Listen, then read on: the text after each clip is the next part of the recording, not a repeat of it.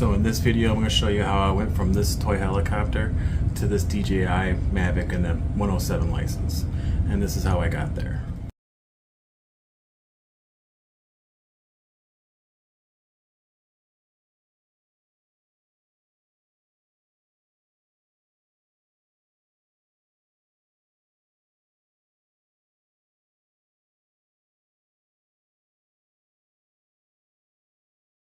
So when I originally started this channel, I actually started this channel to show my friends at work my recreational growing facility that I had in my closet back here. And after the pandemic, my outside grow was my summer project, and my summer project quickly became a month-long finished project. So I decided to turn to either solar or drones, and obviously I went into a drone route. I realized if I sat there and did everything right with solar, it would work perfectly and I have nothing to do. But if I had drones, I could have something to fix, play with, and do with. So I'm starting with the basics here. I got a DJI Air 2, I have a Insta360 Go 2, I have a Hero Black 9, I have a couple of 5-inch 4S, I have a 6S over here on my Go bag, I have a iFlight Nazgul 2. When I was working at the casino, I was showing my friends my outdoor grow and all the stuff that I could do. And now in this American Michigan market for recreational, it's actually cheaper to buy the legal stuff than it is to grow your own. So these used to be $45. They're now selling for $10 to $12. And I am a big proponent and very frequent user of recreational in Michigan. So hi everybody, thank you for joining me. Welcome back if this is your second time back. If your first time, thank you for being here. I got some more stuff in the background so you don't stare at my basement wall. I've got a microphone so hopefully you can hear me a little bit better. I'm kind of working on my setup down here. So, but in this I'm going to tell you a little bit about myself and how I went from flying this little toy helicopter. It's a 2013 Protocol Flex 2. I got it from my in-laws. So I got this thing and I had a whole lot of fun with it. It doesn't do a whole lot, but what it does do is it has a camera on it. So this was my very first intro into taking cameras with toy drones. And this thing's battery life was not very good. It also is infrared operated. So this thing would take off on me. This is the controller for it. It has infrared sensors right here, and every once in a great while, this thing would just rocket straight up into the air, and I'd be chasing it and try to catch it. And believe it or not, it still works. It does not fly very well. It will fly up to about 7-8 inches, and I can't get it to go any further, but it still flies around. I haven't flown it in years. It even has little lights, but this thing was a ton of fun. And for a long time, it was just a little thing I had in the closet I played with.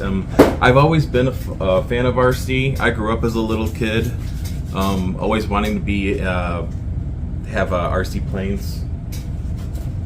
This is my very first RC plane. This is Mr. Bojangles. I named it after my cat that passed away. With this being my very first foamy, it flew for about 37 seconds and 14 flights, and I had a ball. But we'll get to that.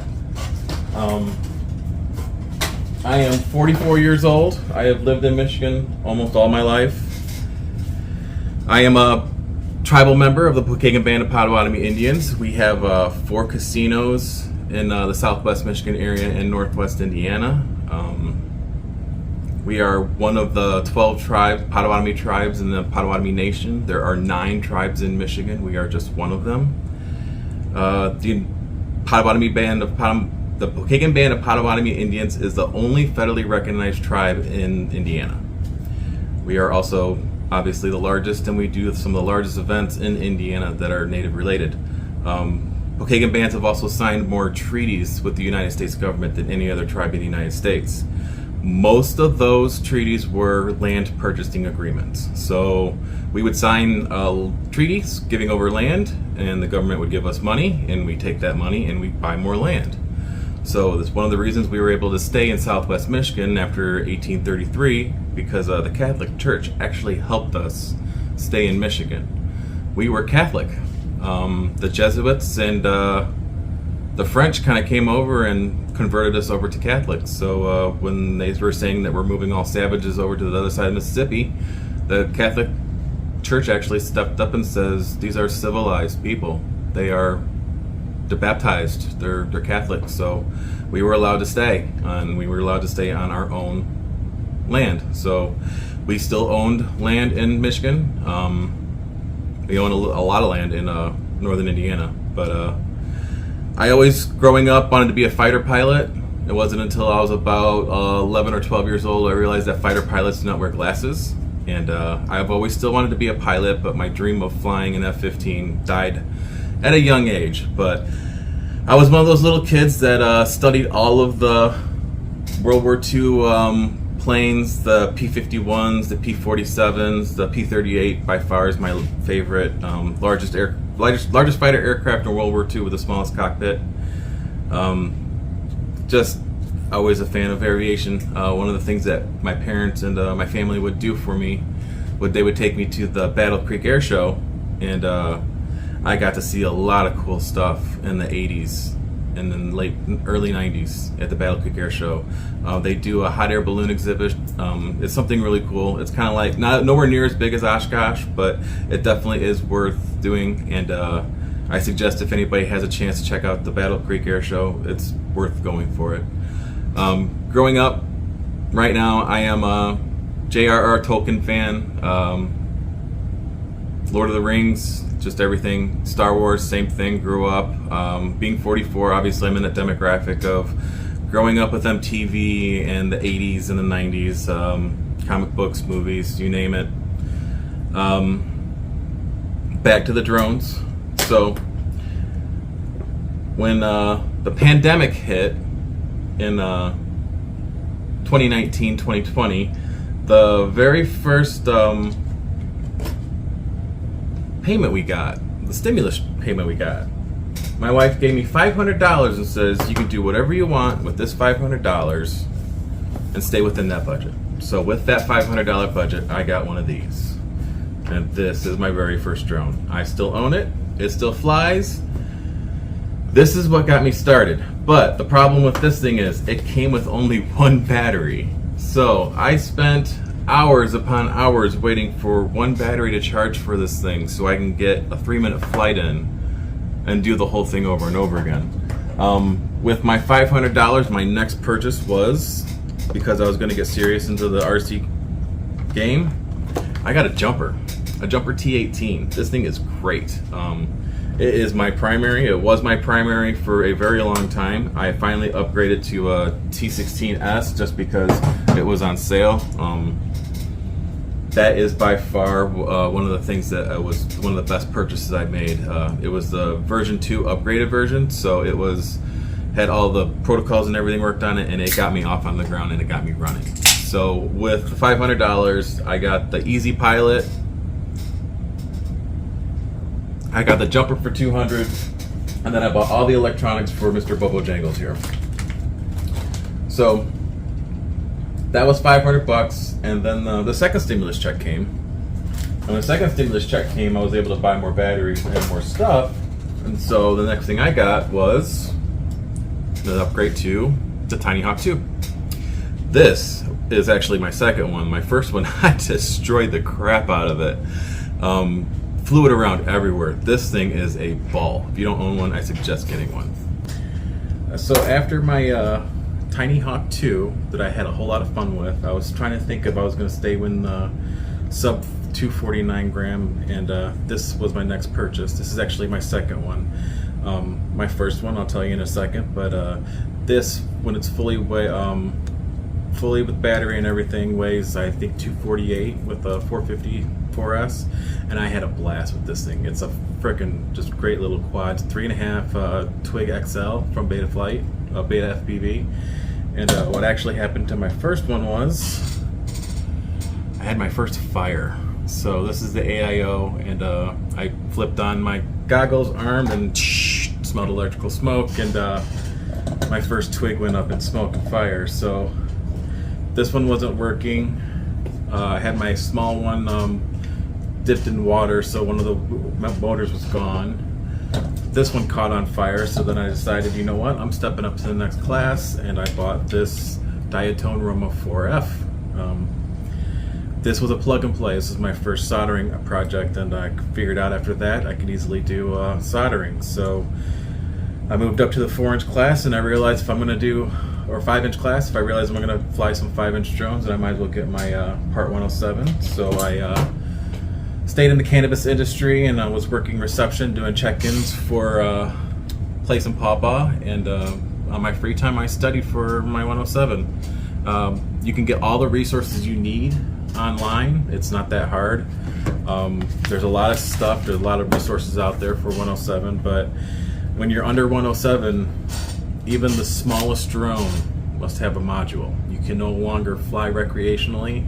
This now becomes a commercial drone, and this will need a remote ID in some point in the future, according to the FAA. We'll see how that goes. So this, no problem built in. This will be a I don't even know how.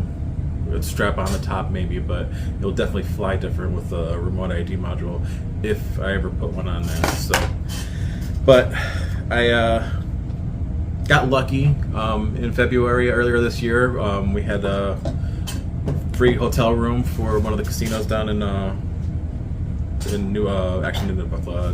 South Bend, and we got a hotel room. And while we were there, we had some free play, and I ended up winning close to $900. And the wife said that because I was the one that won the money, that I could do what I want with it, and this was my purchase. My well-researched Air 2S was Fly More combo. This is a refurbished one. I recommend buying refurbished products. They come with guarantees. They're basically if this motor is wiggly or doesn't connect right, or something, this sensor's not working right, they send it back.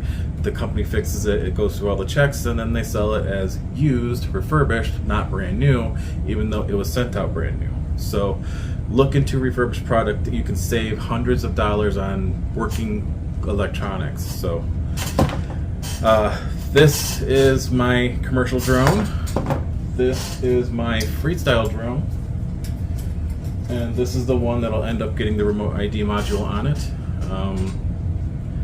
I'm gonna probably get that in the next couple of weeks here, and I'll go over a video with that with you guys, see what you think. But I want to say thank you to everybody in the FPV and the RC community. I took a stand and said that I was going to buy a remote ID. Thank you to everybody for the kind comments and everybody that stopped by to say something about it. Positive. Everybody was very, very positive. I didn't get yelled at or berated. I did have everybody's opinion told to me, and that's appreciated. I want to hear good and bad. If I'm doing something good, I want to hear about it. If I'm doing something bad, I'm no longer undecorated in the basement, so I'm working on my setup, and I'll get everything going here in a little while. But thank you for stopping by. If you like my content, if you like what I'm doing, I'm going to try and keep doing some of this. Shadow Chaos 89, my main channel, is probably going to be a lot of talking, but I'm going to switch a lot of my FPV stuff over to Shadow Chaos FPV. I've got a little group going over there, and if you want to join me over there, please do. I'm going to keep on going with this business and see what I can do with the drones, and hopefully my hobby and my part-time job can become my real-time job, and I'll no longer have to respond to HR requests and time off requests and drug tests. So I hope the skies stay blue for you guys. Always be safe, be responsible. If you can't do it once, do it twice. And I love my job, and you guys have fun. No pressure. Thanks for joining me, and I'll talk to you guys later.